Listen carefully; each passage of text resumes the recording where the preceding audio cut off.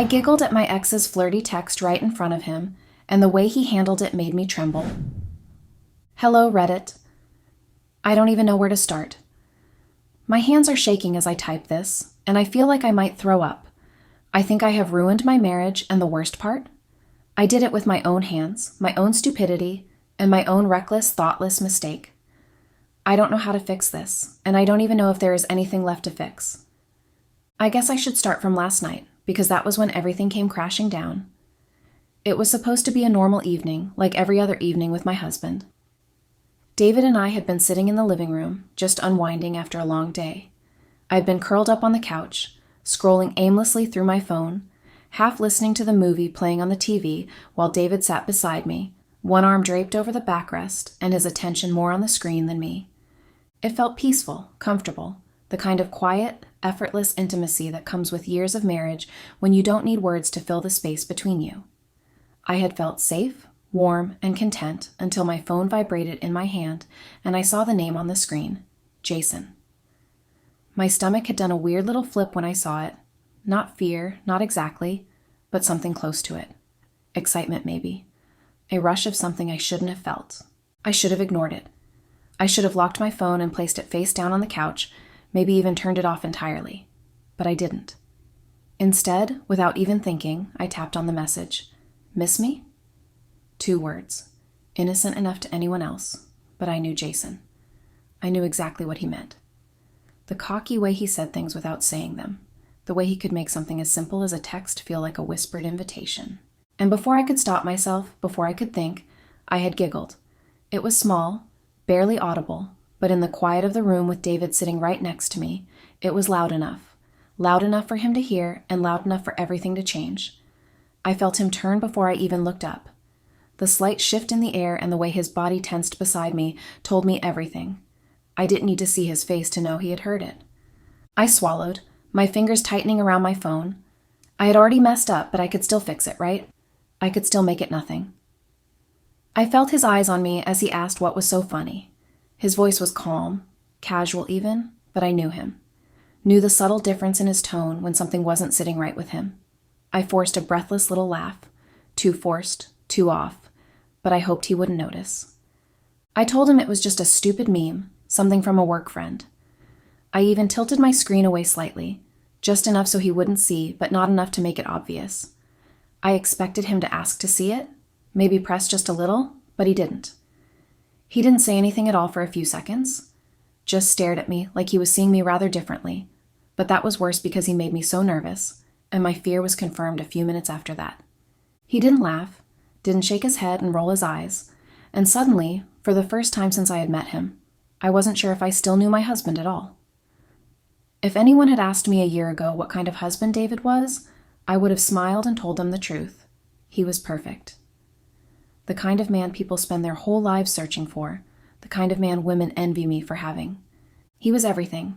Stable, successful. A man with integrity and a man who kept his promises. He loved me in a way that sometimes felt too much, too overwhelming, like I had somehow been given more than I deserved. He never raised his voice, never made me feel small, and never controlled me the way I had seen other husbands do to their wives. David was the kind of man who noticed the little things.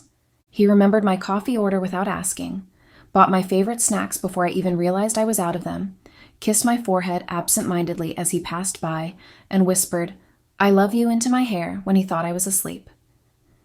He was the reason I had my dream business.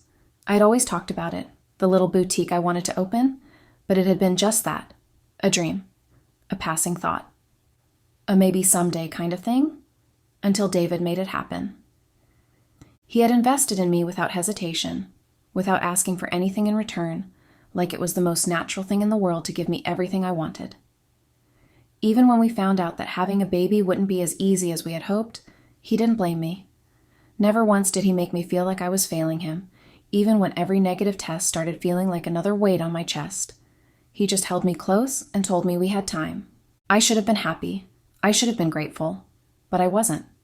And the worst part? I didn't even know why.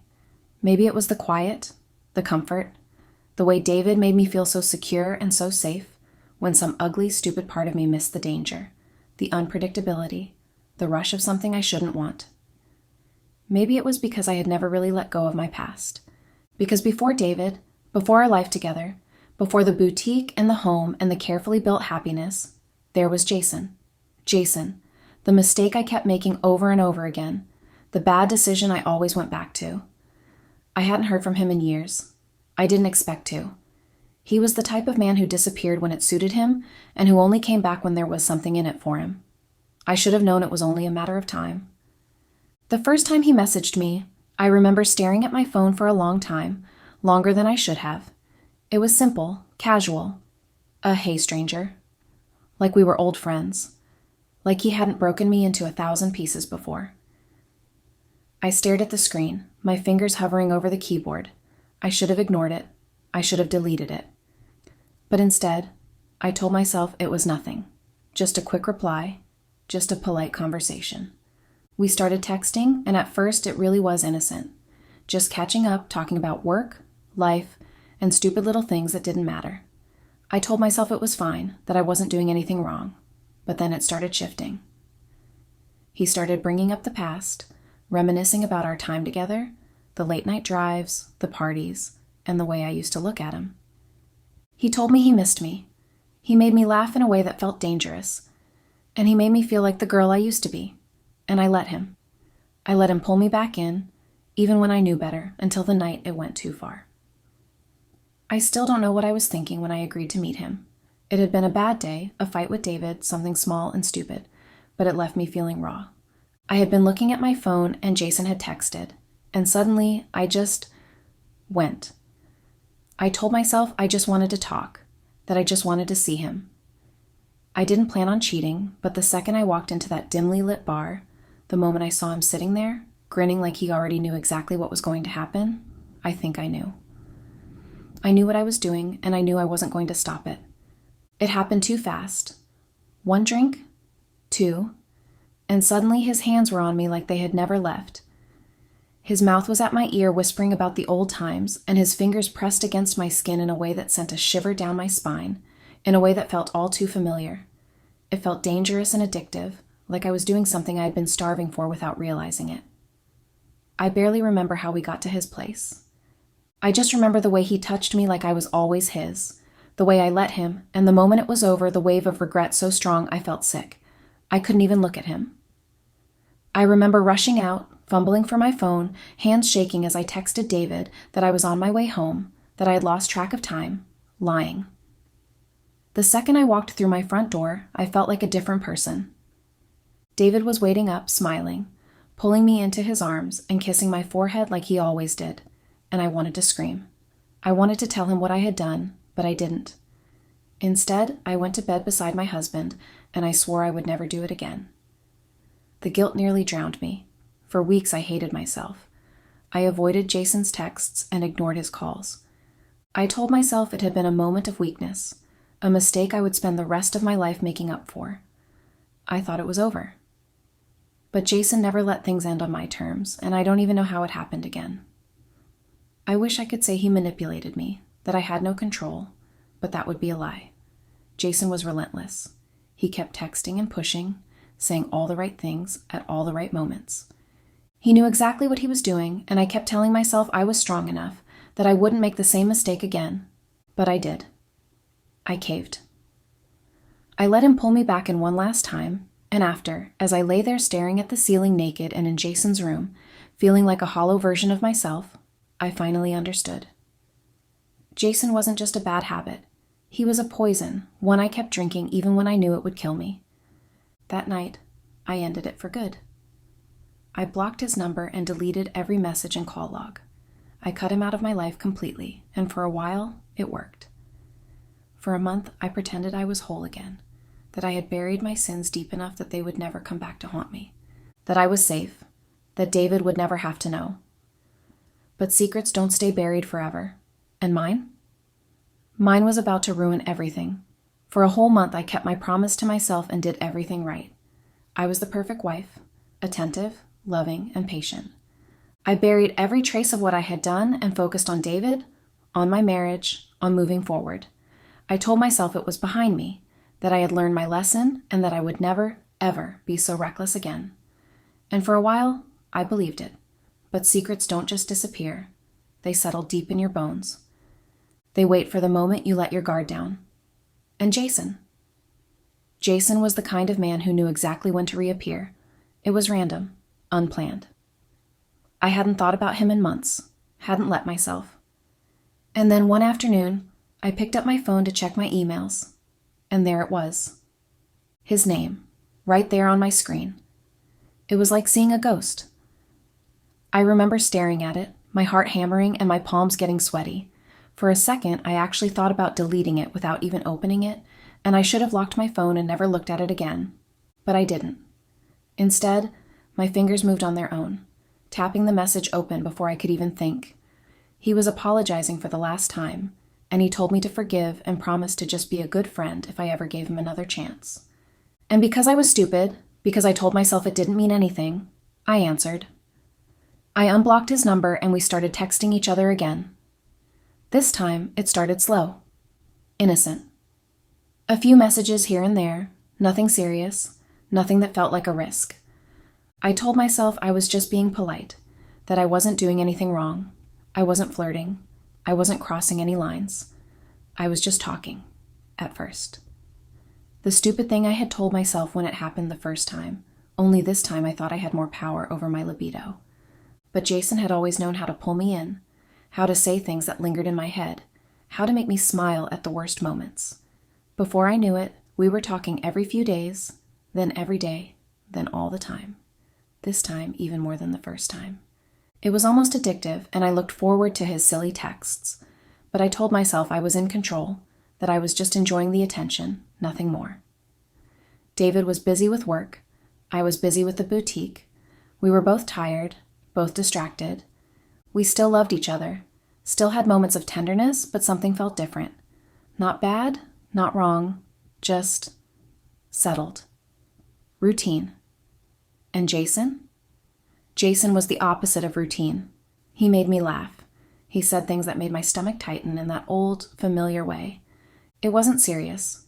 I wasn't planning on seeing him again. But the truth is, I liked it. I liked the attention and the thrill of something that felt dangerous but not quite real. I told myself it was fine, that I wasn't hurting anyone, that it wasn't cheating if it was just words on a screen. But then Jason started pushing. He wanted to see me. At first, I brushed it off. I told him I was busy, that I couldn't, that it wasn't a good idea. But I didn't shut it down. I didn't say no. And that was my mistake. Because the second I hesitated, the second I let the idea live in my head, it stopped being harmless. Soon I found myself again in his apartment. I told myself that a repeat of the last time wouldn't occur because I was in control. I wanted to see how strong I was in resisting him this time, so I went in when he opened the door with all smiles. And when he offered me a bottle of wine, even though it wasn't even appropriate to be drinking at that time, I accepted it. It wasn't even 30 minutes after clicking our glasses to celebrate our newfound friendship that he had pulled closer to me and started to feather light kisses on my cheeks and moved further down to my neck. I didn't move or push him away, which I should have done. I just sat there, and he must have seen that as encouragement to go further, because he moved and angled well enough to kiss me fully on my lips. I kissed him back, and apparently that was everything he needed, because by the time I was well aware of anything happening, we were both breathing hard with distorted clothes on the floor beside his couch. Jason had this happy smile on his face, and I just rearranged my clothes hurriedly and left, trying to forget what I did. Again. But then I couldn't, because my body just kept reminding me just how good sex always was between us. David didn't know. He didn't catch on the first time and the second time, so I thought I had gotten away with everything. So Jason and I continued the pattern. I went over to his place whenever I was available, which was frequently, and we had sex. It wasn't something emotional, it was just sex between us. Jason knew nothing else could happen, we had that agreement between us. But that day, David got off work early, and I had been so busy at the boutique, I couldn't go see Jason as planned. So I stayed back home with David that evening, and then Jason texted me. Previously, we had this habit of texting each other, and it was always Jason doing most of the texting while I just went along with it. He would send me pictures of sexy lingerie that he wanted me to have on when I came over so he could adore me in them, and he sometimes would turn the chats into a sex-based one. I didn't think to delete them. David never checked my phone, so I thought I was safe. The texts kept me anticipating the next sexual adventure I'd go on with Jason, so I kept them and would read through them on days I couldn't leave the house or work. So I thought stupidly that keeping them was the best option, not until that evening where everything just got totally ruined. I really thought I was keeping my affair a secret and that David would never find out, not until that day. Jason had texted me while I was sitting with David watching a movie that I was barely paying any attention to. I was bored, but David wanted us to spend time together as we had both been busy from work, so I agreed not to raise any suspicion. But then as I scrolled through my phone, a text pinged on my phone and it was Jason, and I giggled. I didn't even think about it. It was small, barely a sound, just a tiny automatic reaction. But David heard it. I felt him turn before I even realized what I had done. It was like the air shifted, like something solid and heavy pressed into the space between us. I didn't want to look up. I felt his eyes on me, felt the weight of them, the quiet intensity that had never felt so sharp before. When he asked what was funny, I panicked. I don't even know why. It's not like he had seen my phone. He had no way of knowing who I was texting, but I felt cornered, like a child caught with her hand in the cookie jar. I forced a laugh. Too quick, too light. I told him it was just a stupid meme from a friend, something dumb, nothing important. And David just watched me. And then he just removed my phone from my hand. It was sudden and unexpected. I wasn't expecting it at all, so I just sat there in shock. In all the years we've been together, David never went through my phone. He trusted me completely. But it seemed that trust went down the drain that evening, and that I was out of my luck. David unlocked my phone. Of course he could. I never thought to change the password. It was our birthday dates combined. It was the same password he also used. We had always thought it a cute thing that we used the same passwords, but we loved it because it meant we trusted each other. I never thought things would turn out that way. Perhaps I would have been wiser. I saw David's face as he went through the chats, contouring into different shapes, from shock to anger to betrayal, and then finally to being furious. He looked at me with so much anger in his eyes, I thought he was going to hit me or even scream at me. But David had done none of that, and he just asked a simple question. How long? There was no use denying what he was asking or pretending to be clueless. He had all the evidence in his hand from my phone to prove my infidelity. So I just shakily told him that it had only been 2 months. There was no use lying, so I told the truth. He didn't say another word to me, just grabbed his car keys and left. I just sat there shocked, my mind running miles trying to find a word or sentence to say, but I just couldn't come up with anything. Not that it would matter because he had already left anyway. There was no way I could reach him because he took my phone along with him. I don't know how long I sat panicking and praying that things wouldn't turn out as badly as I expected. I couldn't sleep throughout that night, thinking that he would show up at one point, but he didn't. Fear gripped my heart as I kept wondering what his next line of action would be. In all our years of being together, I had only ever seen David get angry twice, and luckily I wasn't the one he got angry with those 2 times. Those people had regretted their actions because David made sure they did, and I remember being so scared seeing him that angry, and I had sworn to myself that I would never be in the direct line of his anger. But guess where I ended up because of my own foolish behavior? Well, a whole day of waiting scared of his reaction, he finally did do something. He took his revenge in a very bitter way, and he did something that ruined my life. David sent the screenshot of my texts to our families. I mean every one of them, including my cousin who didn't even speak to me because we had issues one time because of a boy, Jason. And then he didn't stop there. He posted it online too and tagged my business social media accounts. And I didn't even know he had done all that. I was still at home waiting nervously for him to show up as I had gone to his office and other places I knew he frequented and didn't find him there. So cluelessly and nervously, not knowing the extent of the damage that David had caused me, I waited for him to come home so I could tell some sob story and cry and beg for forgiveness. When he finally came home 2 days later, he looked at me like I was the most distorted, disgusting creature he had ever met. He didn't come alone, though. He had come in with 2 bulky-looking men. I tried apologizing, trying to explain why I did what I did, without minding the other people in the room with us. But David had just brushed me off like I was some mole or insect. He went upstairs to our room with the men and pointed at my stuff and told them to take them out. He didn't even look at me. It was like I wasn't even there, like I didn't exist anymore. I tried to beg, but between him and the two men throwing my rather expensive dresses like rags into an ugly-looking case, there was nothing I could do but sob. Within 20 minutes, everything I ever owned was thrown outside the house, and me with it. I banged the door repeatedly and begged David to open up, but he wouldn't listen. He only came out once, and that was to fling my phone at me and also a file. I knew what was in the file without having to look, so I didn't bother picking it up and tried to go after David again, but he just slammed the door in my face. After sitting outside for 2 whole hours, I realized that David's mind was made up, and seeing that everyone was starting to stare at me and my bags and whisper, I knew I had to leave and go somewhere. I had very little money with me because I had just restocked my store, and David had promised to give me some money for myself, which he would have already done if it wasn't for the issue on ground. I had nowhere to go, so I tried going to my parents' place, thinking I'd just make up some excuse of coming to visit them, but I had met a different thing when I got home. My parents had been so mad at me, and my mother kept trying to reach me and probably claw out my eyes, but my dad kept on holding on to her, and then he ordered me to leave. I didn't understand what was happening, but I knew I had to leave before things got worse, so I did.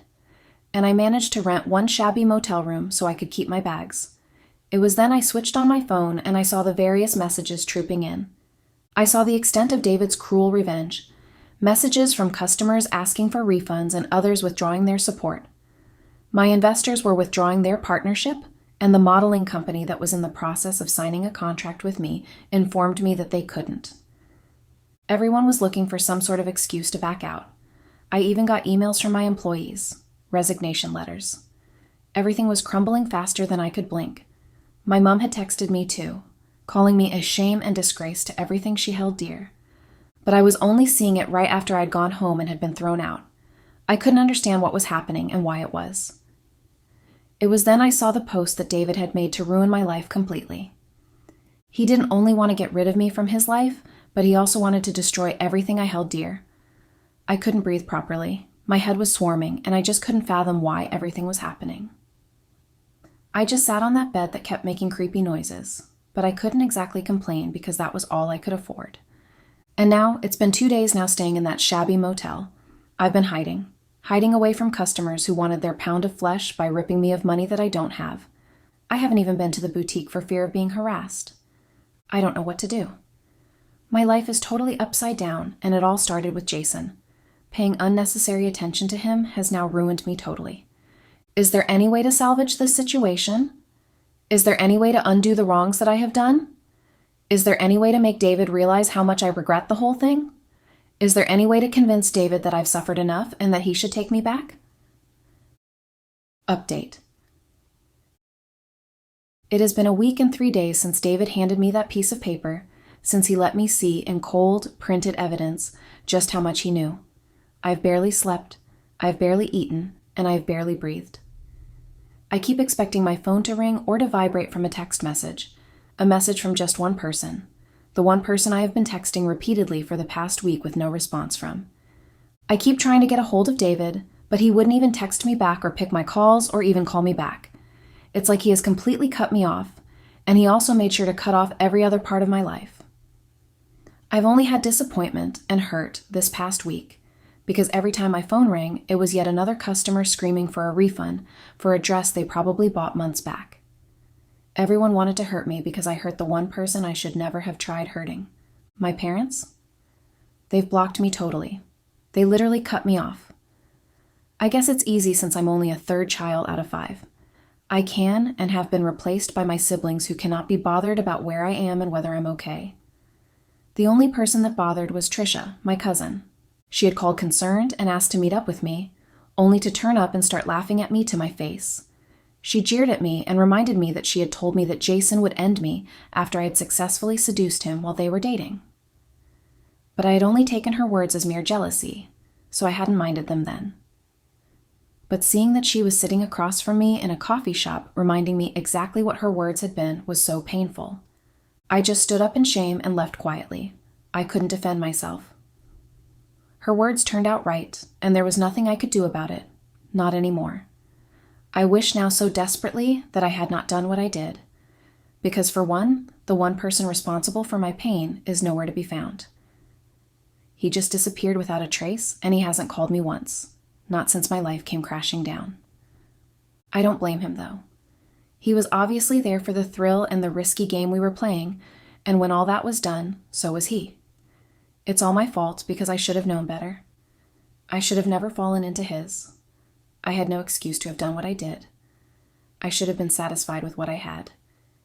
Maybe if I hadn't been so greedy and selfish, I wouldn't be where I am right now. I had to eventually move out of the motel because I couldn't exactly continue living there. I rented a room that was barely big enough to contain my bags. Soon, I had to sell off my expensive clothes at very cheap prices just to be able to feed well.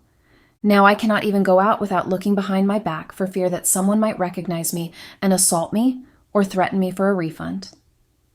The last time I passed my boutique with the intention of seeing just what it looked horrendous. Someone, or maybe many people, had broken in and made away with everything in the shop. There was nothing left there. All the new clothes I got and was hoping to resell for higher prices were all gone. The glasses that surrounded the fronts were all shattered. It looked as hollow and as empty as I felt. I didn't know what to do at that moment, so I did the only thing that clicked in my head. I texted David, telling him what was happening at the shop. For some reason, I wanted to just believe that David would pull up for me, that he would want to comfort me, even though things between us had turned sour. But I was very disappointed when my text was left on read, and there was no reply. I know that David purposely didn't block my number so he could punish me by making me wait for a reply that never would come. The state of the shop didn't even make me cry. It was only after waiting for half the day and realizing that the comfort I needed and wanted desperately will never come that made me cry. I cried so hard for so long that I didn't know it was dark outside until I stood up to pee. I know that you guys probably think that I deserve everything that's happening to me right now. I know I do too, but I just can't bear it anymore. I feel so choked up, and it feels like I'm going insane most of the day. I keep repeating the same cycle every day, and it makes me want to scream. But at who? Myself? But I've done that countless times, and it still isn't working. At Jason? But he's nowhere to be found, and it isn't even his stupid fault that I've ended like this. I don't know what to do anymore. I go to bed every night hoping that by the time I wake up, everything will be gone. That it will just be a bad dream that took too long for me to wake up from, and I will wake up in David's strong arms as he pulls me in and kisses me fully on the lips, ignoring my laughing warnings of morning breath. But then I wake up disappointingly to this horror that seems to be my life now. I wonder if there's any way of coming back from this, if there's still something I can do to just make things right. If David will ever come back for me or be able to forgive me. I'm drowning. I'm drowning so fast in this endless pool of the consequences of my sin. Is there ever going to be any other way out? Update. Hello, Reddits. It's me again, and this is probably my last post here. I know that most of you hate me. No, scratch that. All of you hate me. You think I'm this disgusting person who's trying to look for validation of some sort or pity, but it's all good. I cannot fault you guys for thinking that, because I really did bring this upon myself. But maybe if you guys could filter your words a little bit, it might have been helpful. Your harsh and cruel comments just seem to make everything that's already hard even harder for me.